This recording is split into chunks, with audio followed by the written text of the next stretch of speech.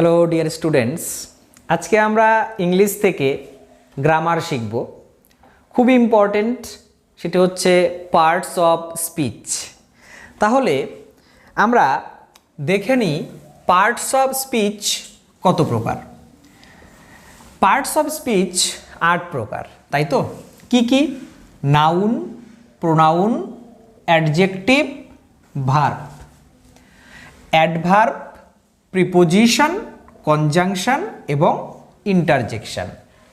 তাহলে এই যে 8টি পার্ট, এই 8টি পার্ট আমাদেরকে খুব ভালোভাবে পড়তে হবে, কারণ এখান থেকে আমাদের এক্সামগুলোতে এরর কারেকশন থাকে, ফিল ইন দ্য ব্ল্যাঙ্কস থাকে, প্রচুর প্রশ্ন এখান থেকে হয়, হোক সেটা এমটিএস, হোক সেটা সিজিএল বা 10+2 বা আমাদের রাজ্য সরকারের যে সমস্ত পরীক্ষাতে ইংরেজি রয়েছে সে সমস্ত পরীক্ষা।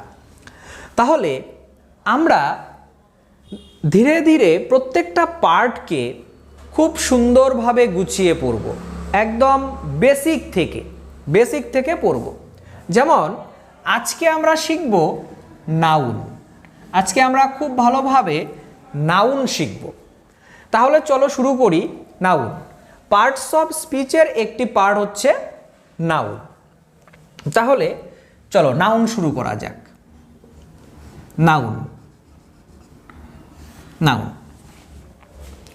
তাহলে নাউন বলতে আমরা কি বুঝি? আমরা ছোটবেলা থেকেই পড়ে আসছি যে নাউন হলো একটি নাম সম্বন্ধীয় শব্দ, তাই তো? অর্থাৎ নামবাচক শব্দ। তাহলে নাউন কি? তাহলে আমরা এভাবে বলতে পারি যে noun is a naming word. Noun হচ্ছে একটি নাম সম্বন্ধীয় শব্দ, তাই তো? নাউন হচ্ছে কি? নাম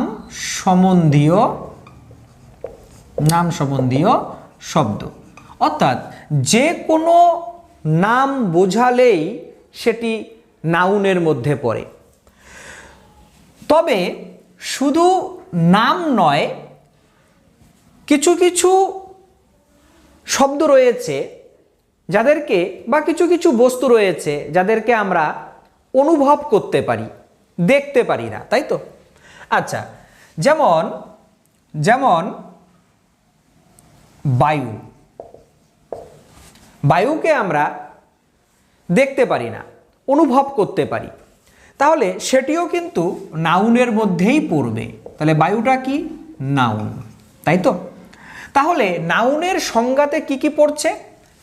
নাম বোঝালে নাউন হচ্ছে, নাম বোঝালে নাউন হয়। আর যদি কোনো কিছু আমরা দেখতে পারি, অর্থাৎ যা আমরা দেখতে পারি সেটিও কিন্তু নাউন। যা আমরা দেখতে পারি সেটিও নাউন। যা দেখতে পারি, যেমন আমার হাতে মার্কার রয়েছে, তো এটিকে আমি দেখতে পাচ্ছি, তাহলে এই মার্কারটি কিন্তু নাউন।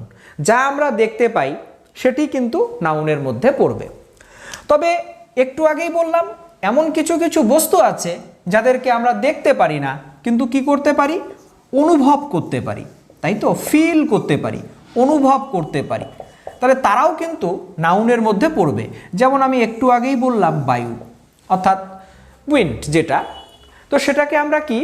আমরা দেখতে পারি না, কিন্তু অনুভব করতে পারি, তাহলে সেদিক থেকে কিন্তু এটিও নাউন। তাহলে নাউনের ডেফিনেশনে বা সংজ্ঞায় কি দাঁড়াচ্ছে? নাউন হলো নামবাচক শব্দ, 1 নাম্বার কথা। যদি এইভাবে আমার মনে রাখতে অসুবিধা হয়, তাহলে একদম সহজভাবে এইভাবে মনে রাখবো যে যা আমরা চোখে দেখতে পাই সেটিই নাউন, তাই তো? আবার অন্যদিকে কিছু কিছু শব্দ আছে যাদেরকে আমরা সরাসরি দেখতে পাই না, কিন্তু অনুভব করতে পারি, তাহলে সেটিও কিন্তু নাউনের মধ্যেই পড়বে, তাই তো? যেমন বায়ু, তাই তো? তারপর কি? তারপর হচ্ছে কৃতজ্ঞতা, তাই তো? সততা, এগুলোকে আমরা দেখতে পারি না, কিন্তু বুঝতে পারি, অনুভব করতে পারি, তাহলে এগুলোও কিন্তু নাউন, তাই তো? তাহলে চলো আমরা এবার দেখে নেই যে নাউন কত প্রকার হয়, নাউনকে কত ভাগে ভাগ করা যায়, সেটা আমরা এবার দেখে নিই। তো নাউনকে সাধারণত 5 ভাগে ভাগ করা যায়। নাউনকে আমরা 5 ভাগে ভাগ করতে পারি। একটি হচ্ছে প্রপার নাউন, একটি হচ্ছে প্রপার নাউন, একটি হচ্ছে কমন নাউন, একটি হচ্ছে ম্যাটেরিয়াল নাউন, একটি হচ্ছে কালেকটিভ নাউন, আর একটি হচ্ছে অ্যাবস্ট্রাক্ট নাউন, তাই তো?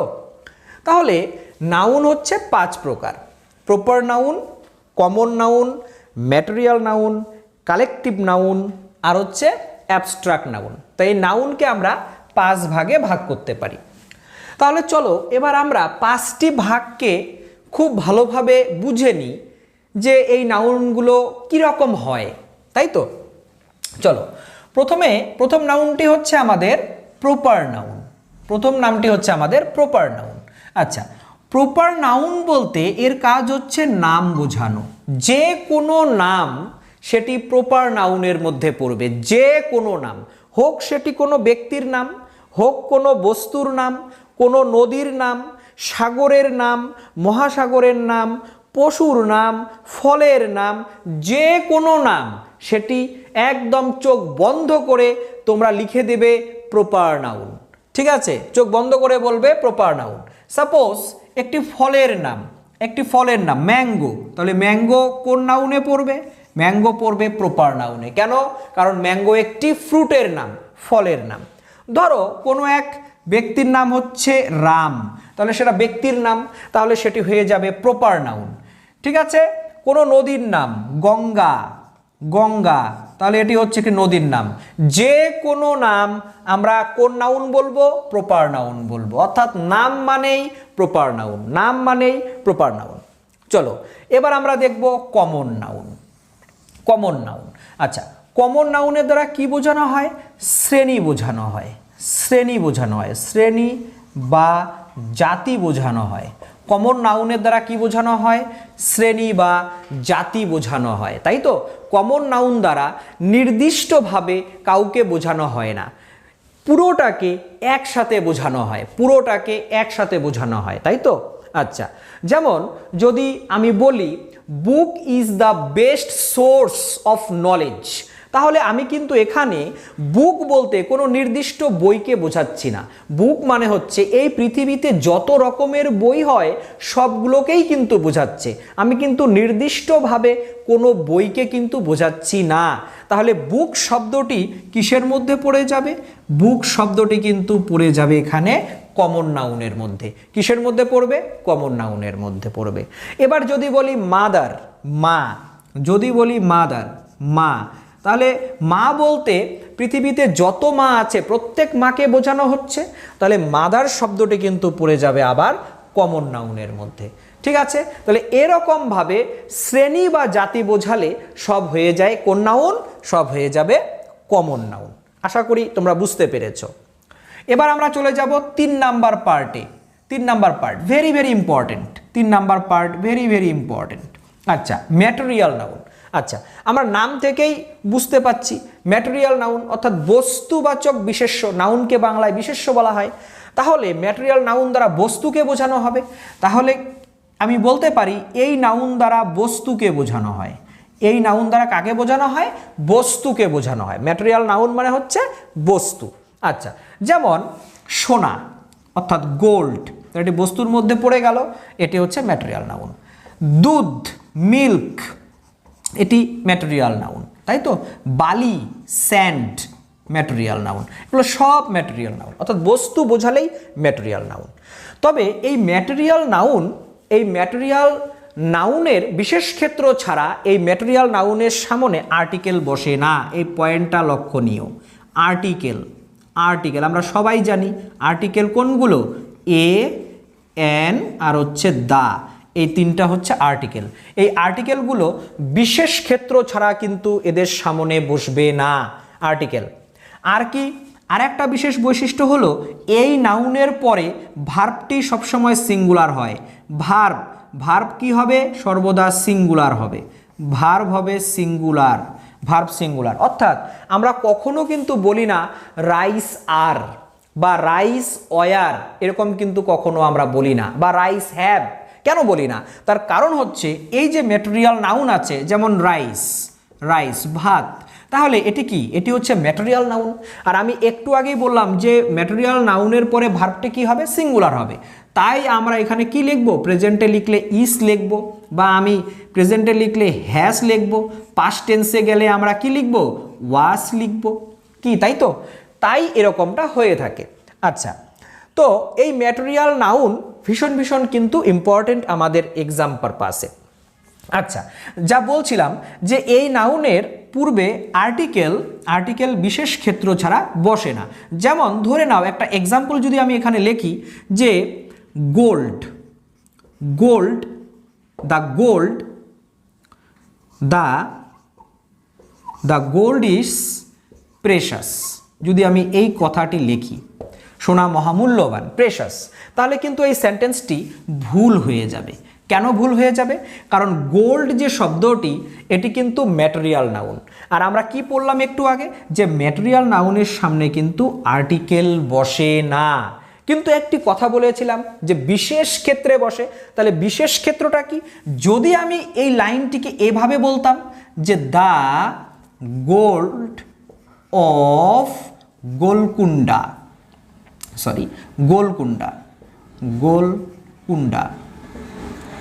is precious, তাহলে কিন্তু এই সেন্টেন্সটি ঠিক, তাহলে এই সেন্টেন্সটি কিন্তু ঠিক হবে। কেন? কারণ গোল্ড, কোথাকার গোল্ডের কথা বলা হচ্ছে? গোলকুন্ডার গোল্ডের কথা বলা হচ্ছে, অর্থাৎ নির্দিষ্ট করে বলা হচ্ছে। যেহেতু নির্দিষ্ট করে বলা হচ্ছে, তাই কিন্তু এখানে আমরা আর্টিকেল বসাতে পারবো। তাও সেটি কোন আর্টিকেল বসবে?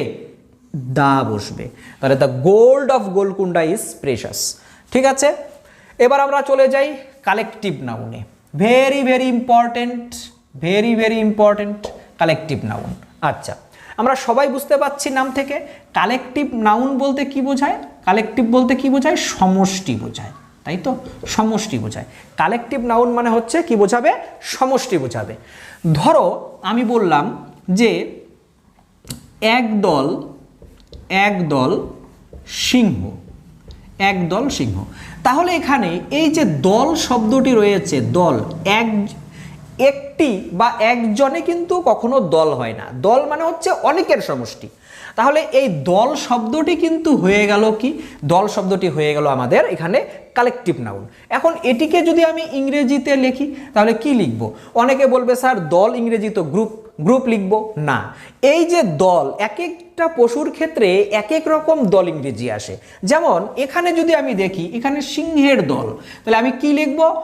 এখানে লিখব আমি আ প্রাইড অফ লায়ন্স, একদল সিংহ। ঠিক আছে, এবার এখানে একটু লক্ষণীয় বিষয় হচ্ছে এই যে দল ইংরেজি কি চলে এলো এখানে আমার? প্রাইড। তাহলে তার সামনে কি আছে? একটি আর্টিকেল আছে, কি আছে? এ আছে, তাই তো? তারপরে একটি প্রিপোজিশন আছে, কি আছে? অফ আছে, এবং তারপর কি আছে? একটি নাউন আছে, সেটি হচ্ছে লায়ন। এখানে লক্ষণীয় হলো নাউনটি আমার প্লুরাল হবে। তাহলে কালেকটিভ নাউনের ক্ষেত্রে নিয়ম কি? নিয়মটা হচ্ছে এই রকম, সবার প্রথমে এ অথবা এন এর মধ্যে একটি বসবে, এ অথবা এন, তারপর বসবে আমার কালেকটিভ নাউন বসবে, তারপর আমার অফ বসবে, তারপর আমার নাউন বসবে।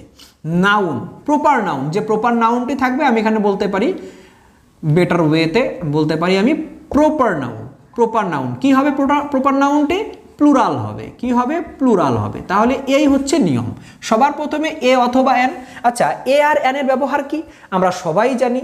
তাহলে এ আর এন, তাহলে এই দুটি আর্টিকেলের ব্যবহার কি? আচ্ছা, আমরা সবাই জানি যে এ থেকে জেড পর্যন্ত মোট 26টি লেটার রয়েছে। তার মধ্যে এ, ই, আই, ও, ইউ এই 5টি হচ্ছে ভাওয়েল, বাকি রইল 21টি, তারা হচ্ছে কনসোনেন্ট। তাহলে আমরা সবাই জানি ভাওয়েলের সামনে কি বসে? ভাওয়েলের সামনে আমরা ইউজ করি এন। আর কনসোনেন্টের সামনে কি বসে? কনসোনেন্টের সামনে বসে এ। যদিও এর বিস্তৃত ব্যবহার রয়েছে, এর এ আর এন এর আরও অনেক রকমের ব্যবহার রয়েছে, সেগুলো আমি পরবর্তী ভিডিওতে তোমাদের জন্য নিয়ে আসবো আর্টিকেল টপিকের মধ্যে। আচ্ছা, তাহলে এই হচ্ছে আমাদের কালেকটিভ নাউনকে লেখার নিয়ম। তাহলে আরেকটি এক্সাম্পল নেওয়া যাক। আরেকটি এক্সাম্পল যদি আমি বলি যে একদল একদল বাদর, যদি এটি আমি বলি একদল বাদর, তাহলে এটি ইংরেজি কি হবে? এখানেও তো দল শব্দটি রয়েছে, তাহলে কি এখানেও আমি প্রাইড লিখব? না, একটু আগেই তো বললাম যে এক একটা পশুর ক্ষেত্রে দল অর্থে এক এক রকম শব্দ আমরা ইউজ করি। তাহলে এখানে বাদরের দল বলতে কি ইউজ হবে? ট্রুপ ইউজ হবে। আর এক অর্থে আমরা কি লিখব? এ অথবা এন, এই তো আমাদের নিয়ম, এ অথবা এন। তাহলে ট্রুপ শব্দটি টি দিয়ে শুরু হচ্ছে, তার মানে কনসোনেন্ট, তাহলে সামনে আমি কি লিখব? এ লিখব, এ। তাহলে এ ট্রুপ, TROOP, আর ট্রুপ অফ তাহলে মাঙ্কিস, MONKEYS, মাঙ্কিস, তাহলে একদল বাদর, কি তাই তো? তাহলে এই হচ্ছে কালেকটিভ নাউন।